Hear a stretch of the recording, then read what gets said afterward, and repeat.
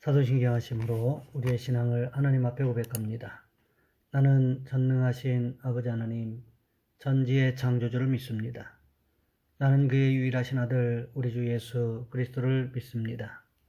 그는 성령으로 잉태되어 동정녀 마리아에게서 나시고 본디오 빌라도에게 고난을 받아 십자가에 못 박혀 죽으시고 장사된 지 사흘 만에 죽은 자 가운데서 다시 살아나셨으며 하늘에 오르시어 전능하신 아버지 하나님 우편에 앉아 계시다가 거기로부터 살아있는 자와 죽은 자를 심판하러 오십니다.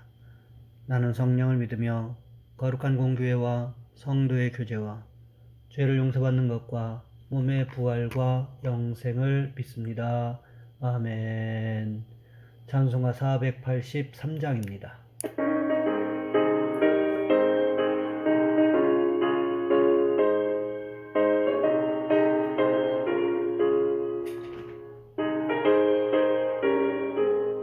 구름 같은 이 세상 모든 무기 영화 나는 분토와 같이 내어버리고서 오직 전국의 복을 사모하며 사니 구원받은 내 이름 기억하옵소서.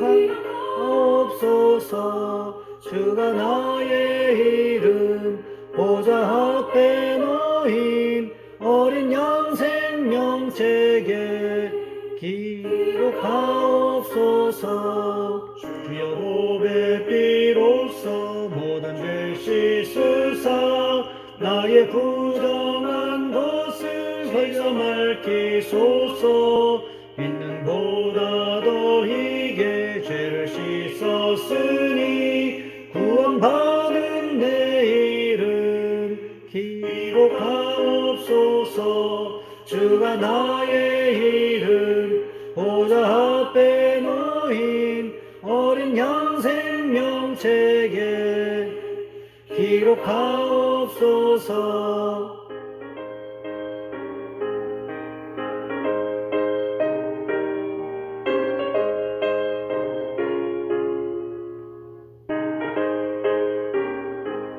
죄가 하나도 없고 아무 병도 없는 영화롭고도 밝은 천국 올라가서 주와 함께 그곳에 길이 살겠으니 이런 소망의 삶은 잠든 행복이라.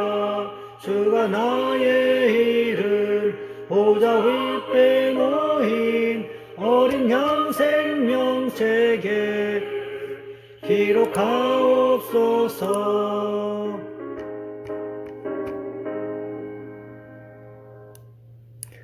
오늘 말씀 열왕기상 17장에서 보겠습니다. 열왕기상 17장 16절로 24절까지 말씀입니다. 제가 가진 성경은 구약 성경 546쪽에 있습니다. 제가 봉독해 드립니다. 여호와께서 엘리야를 통하여 하신 말씀같이 통에 가루가 떨어지지 아니하고 병에 기름이 없어지지 아니하니라. 이 일 후에 그 집 주인 되는 여인의 아들이 병들어 증세가 심히 의중하다가 숨이 끊어진지라. 여인이 엘리야에게 이르되 하나님의 사람이여 당신이 나와 더불어 무슨 상관이 있기로 내 죄를 생각나게 하고 또 내 아들을 죽게 하려고 내게 오셨나이까. 엘리야가 그에게 그의 아들을 달라 하여 그를 그 여인의 품에서 받아 안고 자기가 거처하는 다락에 올라가서 자기 침상에 누이고 여호와께 부르짖어 이르되 내 하나님 여호와여 주께서 또 내가 우거하는 집 과부에게 재앙을 내리사 그 아들이 죽게 하셨나이까 하고 그 아이 위에 몸을 3번 펴서 엎드리고 여호와께 부르짖어 이르되 내 하나님 여호와여 원하건대 이 아이의 혼으로 그의 몸에 돌아오게 하옵소서 하니 여호와께서 엘리야의 소리를 들으심으로 그 아이의 혼이 몸으로 돌아오고 살아난지라. 엘리야가 그 아이를 안고 다락에서 방으로 내려가서 그의 어머니에게 주며 이르되 보라 내 아들이 살아났느니라. 여인이 엘리야에게 이르되 내가 이제야 당신은 하나님의 사람이시요 당신의 입에 있는 여호와의 말씀이 진실한 줄 아노라 하니라. 아멘. 오늘 본문의 말씀을 가지고 하나님의 은혜라는 제목으로 함께 말씀을 살펴보겠습니다. 박헌성 씨가 쓴 최고의 은혜라는 책에 나오는 이야기입니다. 우리가 자랄 때 세상에서 제일 높은 빌딩 하면 뉴욕의 엠파이어 스테이트 빌딩으로 알았습니다. 그 높이가 무려 102층이었습니다. 그런데 이 건물이 102층인 이유가 있다는 것을 아시나요? 지난 1620년에 메이플라워 홀을 타고 온 청교도들의 숫자였습니다. 첫해 겨울에 굶주림과 질병, 인디언들의 습격으로 44명만 살아남았습니다. 지속되는 흉년에도 낙심하지 않던 그들에게 3년째 되던 해 풍년이 찾아왔습니다. 그런데 추수를 얼마 앞두고 벌레들이 수없이 나타나 곡식을 갉아먹기 시작했습니다. 아무리 벌레를 잡아도 소용이 없자 그들은 한자리에 모여 손에 손을 잡고 울면서 기도했습니다. 그러면서 밤새 회개했습니다. 하나님, 신앙의 자유를 찾아 이곳에 왔지만 하나님의 은혜를 기억하지 않고 살았던 저희를 용서해 주소서. 다음날 아침에 놀라운 기적이 일어났습니다. 참새떼가 하늘을 덮을 듯이 새카맣게 날아와서 벌레들을 모조리 잡아먹기 시작했습니다. 그들은 하나같이 외쳤습니다. 우리는 하나님을 믿노라. 우리는 하나님의 은혜를 기억하노라. 그 일로 그들은 하나님께 드리는 감사가 부족했음을 깨달았으며 그동안 소홀히 여겼던 추수감사 예배를 풍성하게 드렸습니다. 이로부터 울며 씨를 뿌리는 자는 기쁨으로 단을 거두리로다 라는 추수의 원리와 하나님의 은혜에 대한 감사의 정신이 후손에게 계속 이어진 것입니다. 오늘 본문에도 보시면 이런 하나님의 은혜에 대하여 기록하고 있는 것을 볼 수가 있습니다.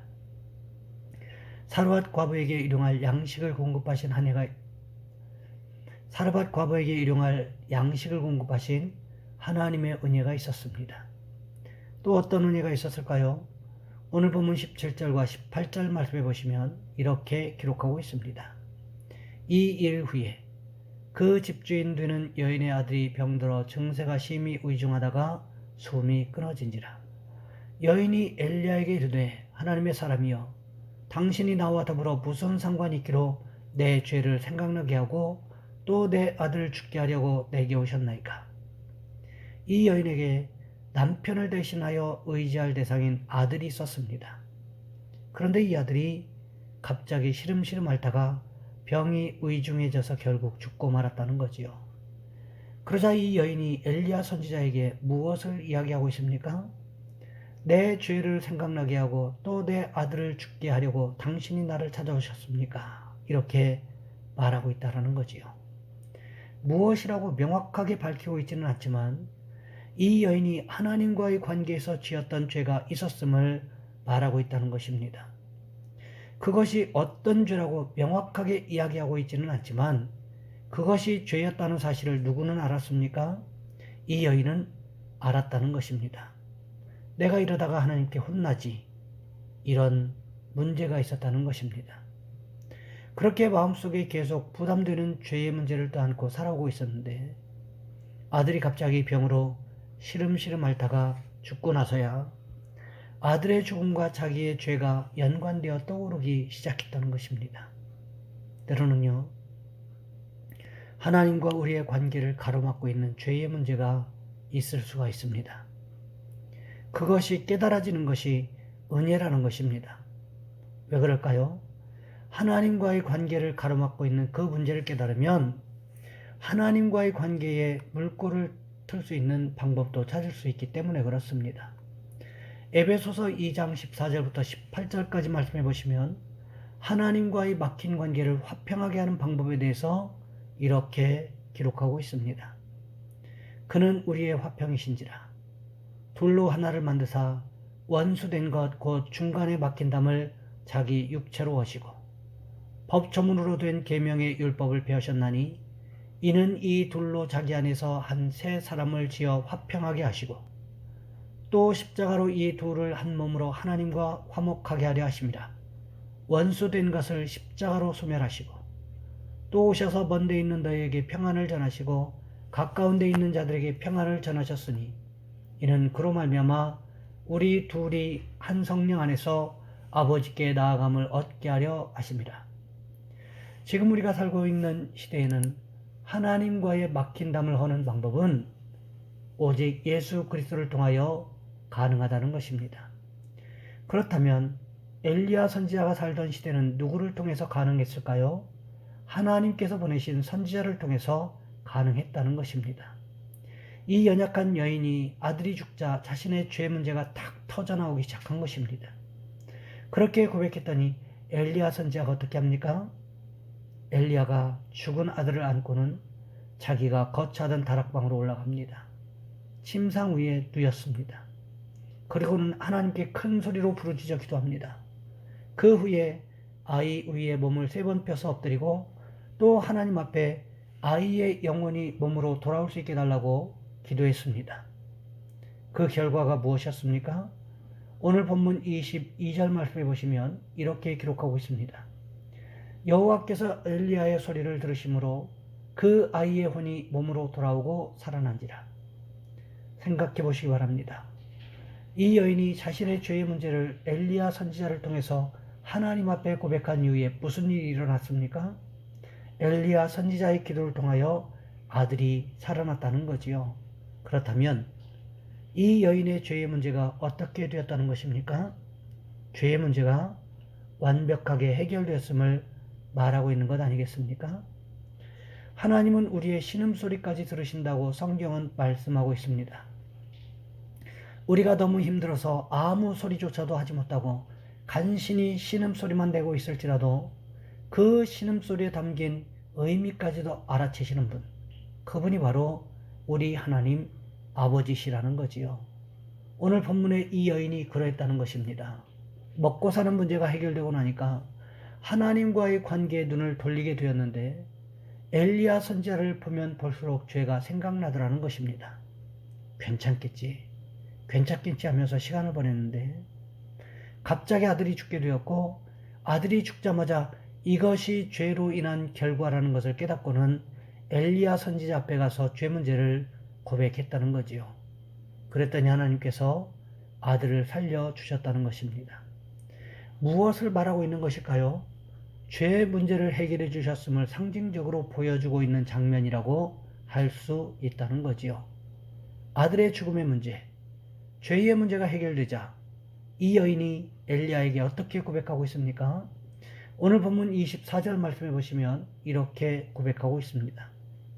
여인이 엘리야에게 이르되 내가 이제야 당신은 하나님의 사람이시여 당신의 입에 있는 여호와의 말씀이 진실한 줄 아노라 하니라.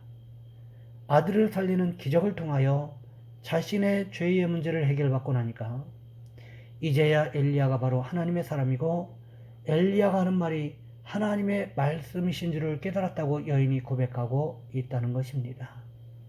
제자들도 생각해 보시기 바랍니다. 마태복음 8장에서 예수님께서 바람과 바다를 꾸짖으셔서 잔잔하게 했을 때 제자들이 어떻게 반응했습니까?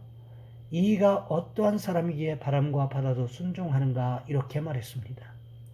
그런데 마태복음 14장에서 물 위를 걸어오신 주님을 경험한 후에 제자들이 어떻게 고백합니까?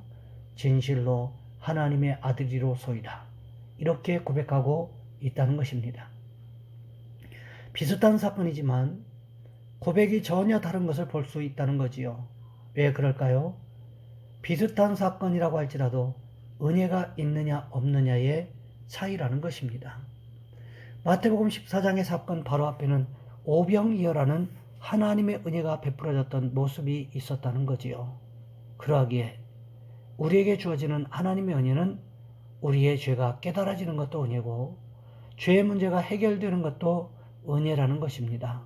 바라기는 우리의 삶의 현장에서 우리의 죄가 깨달아지고 고백되고 해결되는 축복을 경험하시기를 주님의 이름으로 부탁을 드립니다. 이 시간 우리 한 목사 함께 기도하겠습니다. 하나님, 우리의 죄의 문제가 깨달아지게 하시고 죄를 주님 앞에 고백하게 하시고 해결받는 축복을 경험하게 도와주옵소서.